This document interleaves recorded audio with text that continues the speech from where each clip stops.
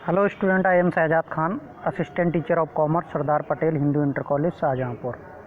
जैसा कि 10th class के बच्चों का हमारा जो टॉपिक चल रहा था वो बैंक्स का चल रहा था और इसमें हम बहुत कुछ पढ़ भी चुके थे। कल हमने बैंकों के कार्य आपको पढ़ाए थे। अब इसके आगे नेक्स्ट चीज़ें हम पढ़ेंगे कुछ टॉपिक। आज हम देखेंगे साख और बैंक अधिविकर्ष में जो अंतर होता है वो क्या होता है। तो नकद साख एवं अधिविकर्ष में अंतर, तो नंबर 1 आता है अंतर का आधार में देखें तो अवधि आ गई। तो नकद साख जो होता है ये सुविधा अधिविकर्ष की तुलना में लंबी अवधि के लिए होती है और अधिविकर्ष जो होता है ये सुविधा तुलनात्मक रूप से कम अवधि के लिए दी जाती है। ठीक है। ब्याज दर अधिविकर्ष की तुलना में नकद साख पर ब्याज की दर कम होती है। इस पर अपेक्षाकृत ब्याज की दर ऊंची होती है अधिविकर्ष पर। खाते की अनिवार्यता, ये सुविधा प्राप्त करने के लिए चालू खाता होना अनिवार्य नहीं है, जबकि जो अधिविकर्ष होता है उसके लिए ये सुविधा केवल चालू खाते पर ही मिलती है। अधिविकर्ष की जमानत, बैंक पूर्ण जमानत प्राप्त करने के उपरांत ही ये सुविधा प्रदान करते हैं। कौन सी? नगद साख की। और अधिविकर्ष की सुविधा जो है ये सुविधा व्यक्तिगत जमानत के आधार पर भी प्रदान कर दी जाती है। तो ये तो आपके नगद साख और अधिविकर्ष में अंतर हो गया। इसके अलावा हमने कुछ मुख्य कार्य भी पढ़ लिए थे। आप सामान्य बैंकिंग कार्य की बात कर लें तो बैंक निम्नलिखित कार्यों को समान रूप से करता है। सबसे पहला आता पत्र मुद्रा का निर्गमन। प्रारंभ में पत्र मुद्रा के निर्गमन का कार्य विभिन्न बैंकों द्वारा किया जाता था, लेकिन वर्तमान में ये कार्य केवल देश के केंद्रीय बैंक और देश का जो हमारे केंद्रीय बैंक है वो कौन सा बैंक है? रिजर्व बैंक ऑफ इंडिया जो है हमारे देश का, वो केंद्रीय बैंक है और द्वारा ही किया जाता है। ठीक है। इसके बाद आता है धन का स्थानांतरण। बैंक अपने ग्राहक के लिए एक स्थान से दूसरे स्थान को साख पत्र, बैंक ड्राफ्ट तथा तार की हुंडी आदि के माध्यम से धन का हस्तांतरण करने की शीघ्र व सस्ती सुविधा प्रदान करता है। इसके बाद आता है साख पत्रों का निर्गमन करना।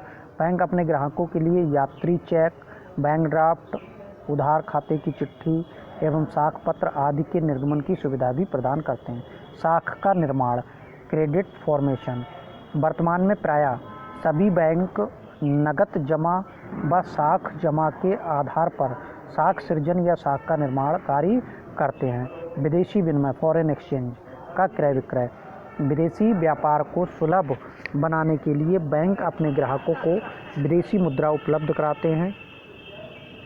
वैसे तो यह कार्य विदेशी विनिमय बैंकों द्वारा किया जाता है, लेकिन हमारे देश के प्रमुख व्यापारिक बैंक भी ये कार्य करते हैं। इसके बाद थर्ड आता है एजेंसी संबंधी कार्य। बैंक अपने ग्राहकों के प्रतिनिधि के रूप में भी कार्य करते हैं, जैसे कि चेक, बिल व हुंडी आदि का भुगतान प्राप्त करना।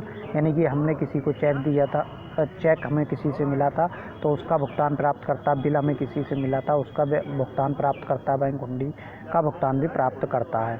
इसके बाद ग्राहकों की ओर से भुगतान करना। बैंक अपने ग्राहकों की ओर से एवं अपने उनके आदेशानुसार बीमा किस्त, ऋण आदि का ही भुगतान किया करता है। ग्राहक के चेक, बिल, हुंडी आदि का भुगतान करना।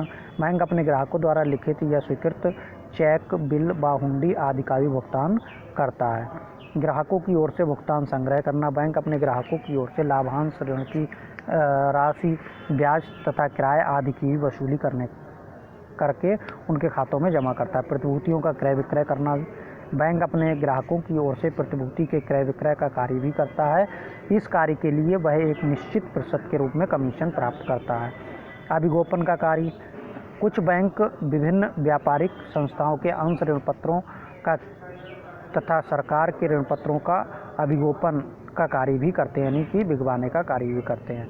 अन्य कार्य, बैंक उपरोक्त कार्यों के अतिरिक्त कुछ अन्य कार्य भी करते हैं, जैसे बहुमूल्य वस्तुओं की सुरक्षा। अधिकांश बैंक अपने ग्राहकों को लॉकर्स की सुविधा प्रदान करके उनकी बहुमूल्य वस्तुओं की सुरक्षा भी करते हैं। व्यापारिक सूचना प्रदान करना।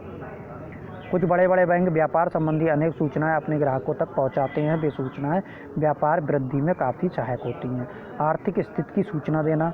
बैंक अपने ग्राहकों को व्यापारिक सुविधा प्रदान करने के उद्देश्य से अन्य व्यापारियों की आर्थिक स्थिति के संबंध में गोपनीय सूचनाएं प्रदान करते हैं। इसके अतिरिक्त दूसरे व्यापारियों द्वारा पूछताछ करने पर वे ये अपने ग्राहकों की आर्थिक स्थिति का भी सही विवरण देते हैं। समाशोधन गृह एवं निकासी गृह का कार्य। कुछ बैंक समाशोधन गृह या निकासी गृह क्लियरिंग हाउस का भी कार्य करते हैं। हमारे देश में ये कार्य सामान्यतः रिजर्व बैंक एवं स्टेट बैंक द्वारा संपन्न किया जाता है। व्यापारिक आंकड़ों का एकत्रीकरण एवं प्रकाशन। कुछ बड़े बड़े बैंक देश के व्यापार एवं उद्योग से संबंधित विभिन्न प्रकार के आंकड़े एकत्र करके उनको प्रकाशित करते हैं एवं ग्राहकों के मांगने पर उनको उपलब्ध करा देते हैं। साख प्रमाण पत्र व यात्री चेकों का निर्गमन भी करते हैं। व्यापारिक बैंक अपने ग्राहकों के लिए साख प्रमाण पत्र एवं यात्री चेकों का निर्गमन भी करते हैं। सरकार को आर्थिक सहायता देना। बैंक सरकार को आवश्यकता के समय आर्थिक सहायता भी प्रदान करते हैं। ट्रस्टी आदि का कार्य करना। बैंक अपने ग्राहकों की ओर से उनके ट्रस्टी आदि का कार्य भी करते हैं। ट्रांसपोर्ट की व्यवस्था करना। बैंक अपने ग्राहकों के लिए ट्रांसपोर्ट की व्यवस्था भी करते हैं। तो ये सारे कार्य जो होते हैं बैंक किया करते हैं।